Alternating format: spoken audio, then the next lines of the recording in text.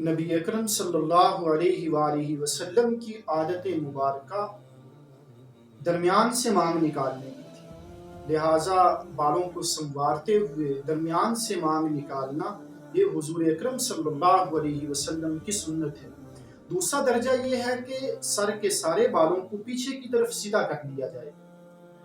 باقی ٹیڑھی مانگ نکالنا عام حالت میں گناہ نہیں ہے، کیونکہ سنن عادیہ کو اختیار نہ کرنا اس وقت تک گناہ کا سبب نہیں بنتا جب تک کہ اس کی ممانعت کے اندر کوئی روایت نہ آ چکی ہو یا اس عمل کے نتیجے میں کفار یا فساق سے مشابہت لازم نہ آتی ہو۔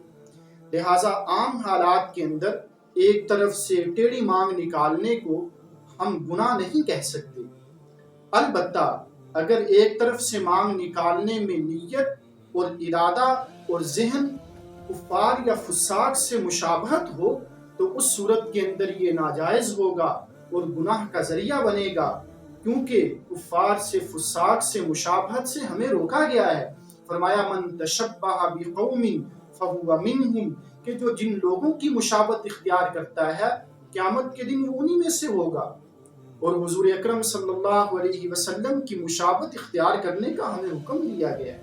ہمیں اپنی زندگی کے ہر مرحلے میں کوشش کرنی چاہیے کہ ہماری زندگی کا ہر عمل وہ حضور اکرم صلی اللہ علیہ وسلم کی مبارک زندگی سے ملتا ہو۔